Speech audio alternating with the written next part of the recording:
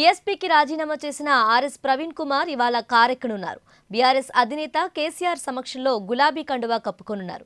ఈ విషయాన్ని స్వయంగా తన సోషల్ మీడియా వేదికగా తెలిపారు ఆర్ఎస్పీ.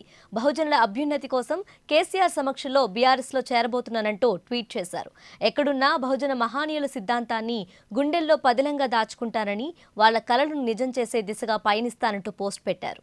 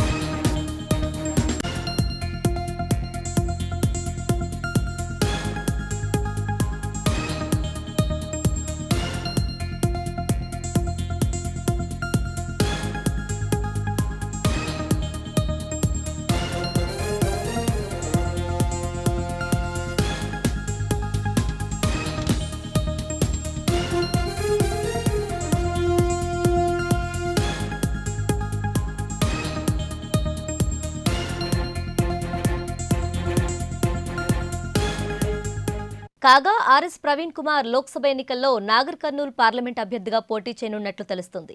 బీఆర్ఎస్లో చేరిన అనంతరం ప్రవీణ్ కుమార్ ను నాగర్ కర్నూల్ అభ్యర్థిగా పార్టీ అధినేత కేసీఆర్ ప్రకటించే అవకాశం ఉంది.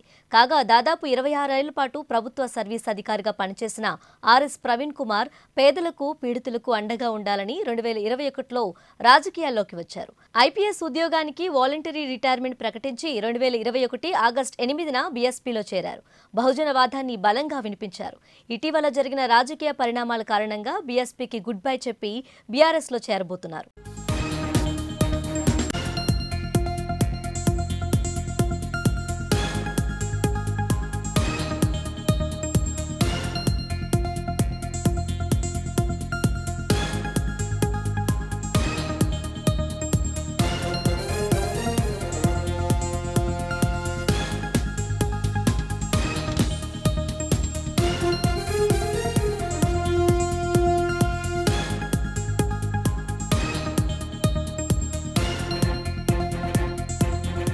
వాస్తవానికి ఇటీవల అసెంబ్లీ ఎన్నికల్లో సిర్పూర్ నుంచి బీఎస్పీ తరపున పోటీ చేసి ఓటమి పాలయ్యారు.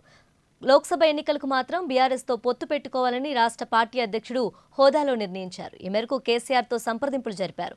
అయితే ఆ పార్టీ అధినేత్రి మాయావతి మాత్రం లోక్సభ ఎన్నికల్లో ఎవరితోనూ పొత్తులు ఉండవని తేల్చి చెప్పారు. ఈ నేపథ్యంలోనే ప్రవీణ్ కుమార్ ఏనుగు దిగి కారెక్కుతున్నారు.